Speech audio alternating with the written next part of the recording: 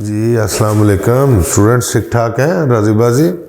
अच्छा देखें बेटे, हमने 3.2 जो है पहला क्वेश्चन हम कर चुके हैं, उसकी प्रैक्टिस भी कर चुके हैं। आज हम 3.2 जो है उसका क्वेश्चन नंबर 2 उसकी प्रैक्टिस स्टार्ट करेंगे। ठीक है, लेट्स स्टार्ट नाउ। अच्छा स्टूडेंट्स देखें, आपने ये बात याद रखनी है, integral of sine square x, integral of cos square x और integral of tan square x, इनकी इंटीग्रेशन नहीं हो सकती। हैरान हो गए ना आप, इंटीग्रेशन डायरेक्ट नहीं हो सकती। क्यों डायरेक्ट इंटीग्रेशन नहीं हो सकती? क्योंकि ये किसी के डेरिवेटिव्स नहीं होते, ये किसी का डेरिवेटिव नहीं है, ये किसी का डेरिवेटिव नहीं है, इसको डायरेक्ट नहीं इंटीग्रेट कर सकते। हाँ, इनको किसी स्पेशल फॉर्मूले से सॉल्व करना पड़ेगा। तो हमने 10 चैप्टर फर्स्ट ईयर में ना डबल एंगल आइडेंटिटीज पढ़ी हैं। उसमें हमारे पास जो साइन स्क्वायर है ना, इसका स्क्वायर ख़त्म करने के लिए हम ये इस्तेमाल कर सकते हैं 1 माइनस कॉस 2x/2। ये साइन स्क्वायर के इक्वल होता है। तो कॉस स्क्वायर को अगर आपने स्क्वायर ख़त्म करना है तो उसके लिए आप ये फार्मूला यूज़ कर सकते हैं, डबल एंगल आइडेंटिटी में से बनाया जाता है। और टेन स्क्वायर को अगर आपने इंटीग्रल में लिखना है कि जो सॉल्व हो सके उस फार्मूले में, सीकेंड स्क्वायर x-1 में लिख दें। तो ये तीनों फार्मूले आपके लिए बड़े हेल्पफुल होंगे। तो साइन स्क्वायर जहां भी आए, कॉस स्क्वायर जहां भी आए, टेन स्क्वायर जहां भी आए, तो आपने ये फॉर्मूले यूज करके इन इंटीग्रल्स को सॉल्व करना है। तो अब आपके लिए बहुत आसानी है, आप सेपरेट करें 1/2 dx माइनस इंटीग्रल ये माइनस cos 2x, और ये वाला जो 2 है वो भी साथ में लिख दें।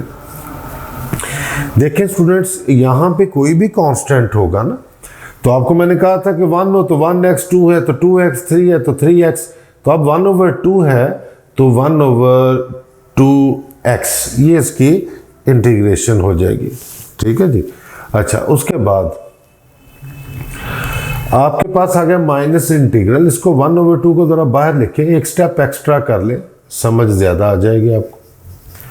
तो 1/2x माइनस 1/2, कॉज की इंटीग्रेशन क्या होती है भला?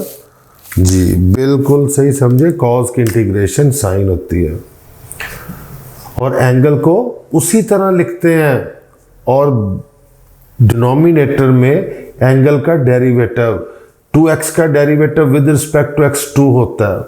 तो answer is 1/2x minus 1/4 sign 2x और प्लस c कांस्टेंट। तो ये स्टूडेंट्स साइन का इंटीग्रल जो है वो हमने सॉल्व कर दिया। अब हम करेंगे कॉस के लिए, तो सेम एज आप देखें तो आप 1/2 separate dx plus 1/2 cos 2x dx। तो 1/2 की इंटीग्रेशन 1/2x प्लस 1/2 cos की इंटीग्रेशन sin 2x, और एंगल का डेरिवेटिव तो लेना है, तो 2x का डेरिवेटिव क्या हो जाएगा विद रिस्पेक्ट टू x2 और प्लस c। तो answer is 1/2x plus 1/4 sin 2x plus c। तो ये cos स्क्वायर का इंटीग्रल भी सॉल्व हो गया। तो ये students tan square is equal to second square x-1। अब मुझे भी पता है और आपको मुझसे ज़्यादा पता है, क्योंकि आप पहला लेक्चर ले चुके हैं और साइन कॉस टैन सीकंड को सीकंड सब की इंटीग्रेशन देख चुके हैं। तो अब मेरा ख्याल है कि आपको ज़्यादा पता होगा। सीकंड स्क्वायर की इंटीग्रेशन क्या होती है जी? टैन। और एंगल क्या है? x है, तो फिर कोई मसला नहीं, बटे में या डिनोमिनेटर में जाने की कोई ज़रूरत नहीं, क्योंकि x के लिहाज से 1 होता है। 1 का इंटीग्रल क्या होगा जी? x plus c। तो ये बच्चों आपके तीनों इंटीग्रल सॉल्व हो गए।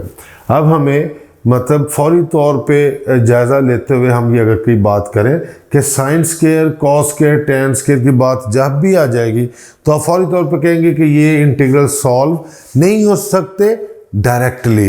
इनडायरेक्टली कैसे हो सकते हैं?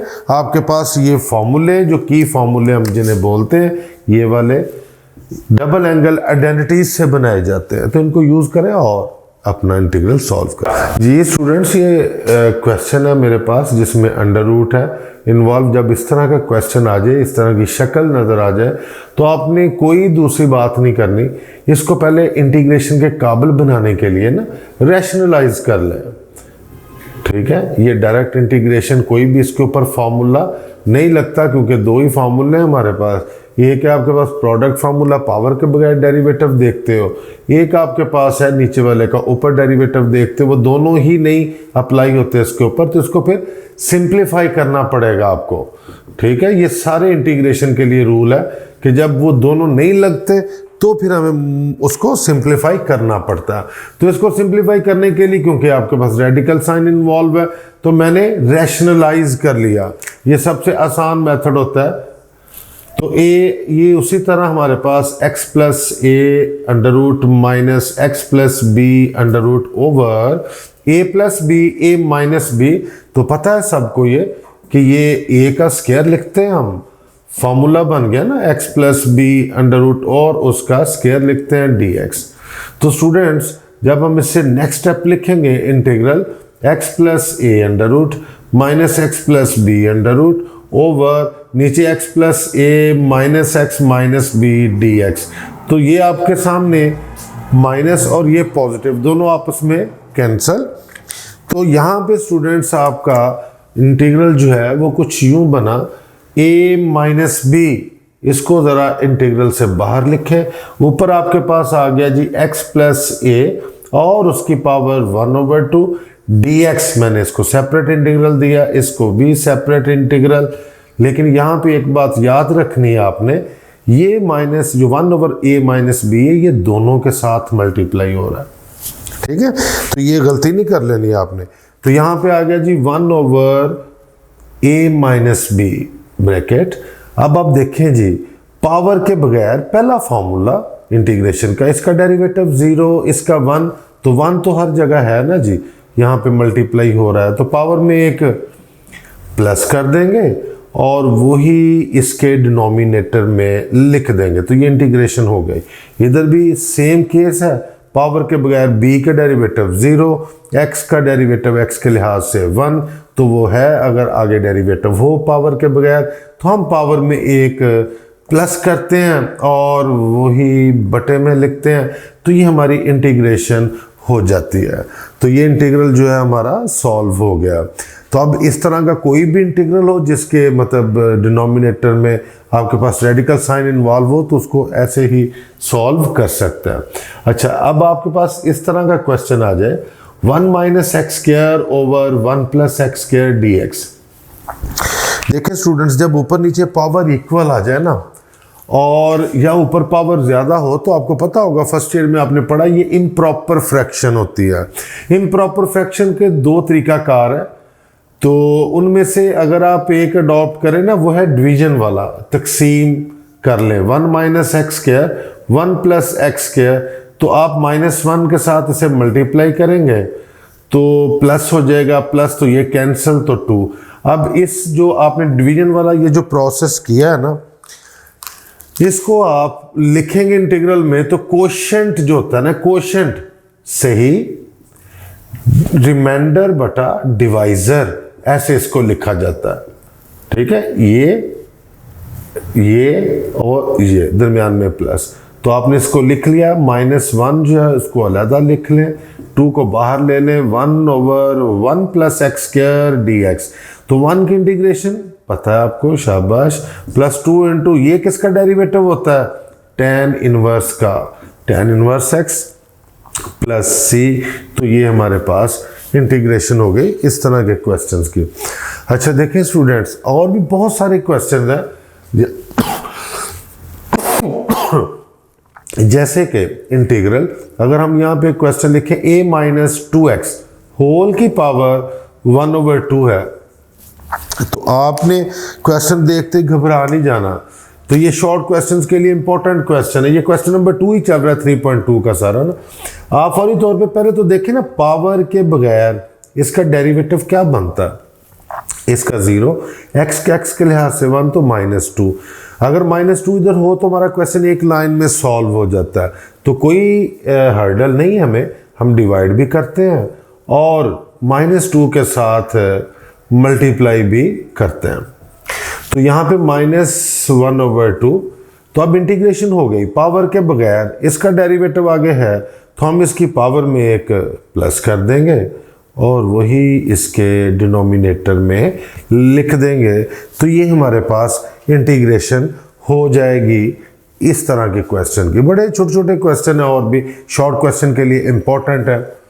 ये मैं नंबरिंग नहीं लगाता, आप एक्सरसाइज देख लीजिएगा। अच्छा देखें जी, अब उसके बाद है मेरे पास, अगर मैं इधर लिखूं छोटा सा क्वेश्चन है, integral log x into 1/x dx।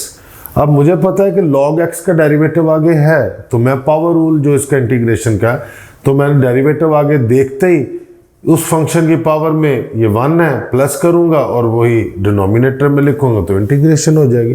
तो इस तरह के क्वेश्चन जो है वो आसान होते हैं, सिर्फ उसकी लॉजिक आप समझ जाए ना तो फौरी तौर पे आप उन्हें सॉल्व कर सकते हैं। तो यही बेटे इसी को कंटिन्यू करते हैं अभी। तो मेरा ख्याल आपको समझ आ गई होगी। अब देखें जी,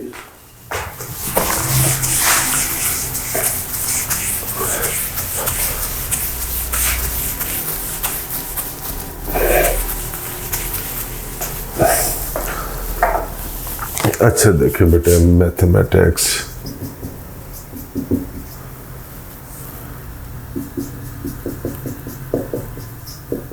अच्छा जी 3.2 को ही हम डिस्कस करेंगे अभी। देखें किसी भी तरह का इंटीग्रल है, फॉर एग्जांपल ये एक इंटीग्रल मेरे पास आ गया 1 + cos 2x over cos 2x - 1 dx।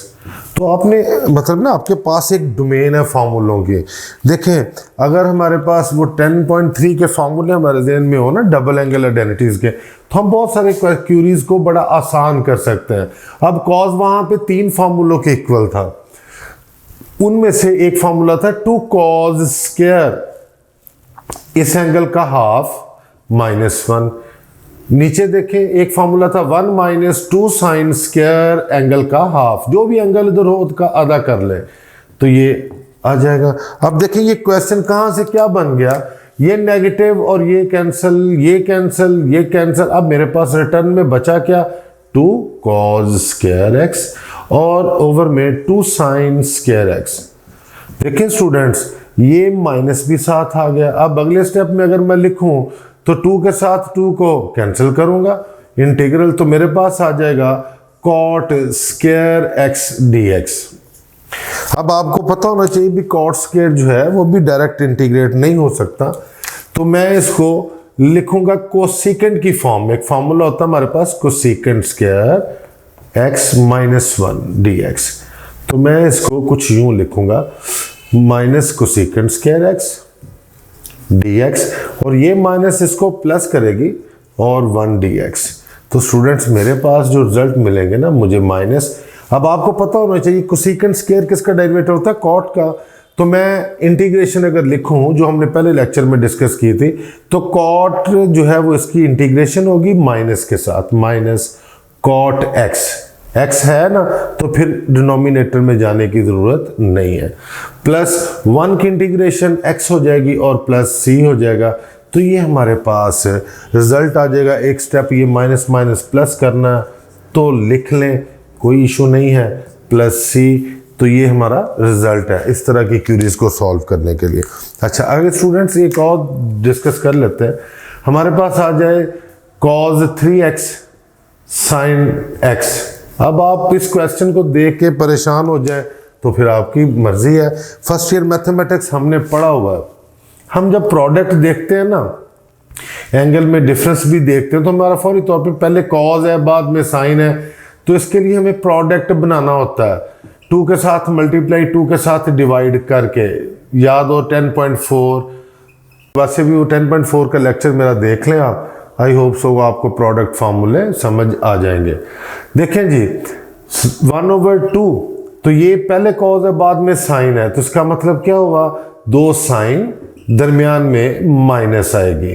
पहली बार दोनों एंगल्स को 3x और x को प्लस करेंगे 4x, दूसरी बार माइनस करेंगे तो 2x dx। तो अब आपका क्वेश्चन हलवा हो गया जी, हलवा। Sine 4x dx minus 1/2 sine 2x। तो अब आप मौलवियों की तरह से खा सकते हैं, हलवे के बहुत शौकीन होते हैं हमारे मौलवी हजरात। 1/2 साइन की इंटीग्रेशन क्या होती है, माइनस कॉस, एंगल उसी तरह साथ में। अब x है नहीं है तो डिनोमिनेटर में जाना पड़ेगा। 4x का डेरिवेटिव x के लिहाज से 1 तो 4 माइनस 1/2 साइन की integration minus cos, angle 2x है तो ये x नहीं है तो बटे में जाना पड़ेगा। तो यहाँ पे 2x का डेरिवेटिव 2 और उसके बाद minus cos 4x over 8 minus minus plus cos 2x over 4 plus c। तो ये बेटे आपका सॉल्यूशन हो गया। तो अब मैंने मैक्सिमम कोशिश की है कि आपको मैक्सिमम दूसरे क्वेश्चन में से मैंने पार्ट्स करवाए हैं, तो इसकी प्रैक्टिस करें। जो क्वेश्चन मिसिंग है कमेंट सेक्शन में मुझसे पूछ लें। जब आप कमेंट सेक्शन में कोई क्यूरी करेंगे, कोई एक्सरसाइज, कोई एंटी टेस्ट के हवाले से कोई क्यूरी कोई भी, तो मैं इंशाल्लाह उसके ऊपर वीडियो बनाऊंगा और इसके बारे में आप पूछ सकते हैं, इंशाल्लाह आपको पूरी तरह गाइड किया जाएगा। ठीक है, थैंक यू।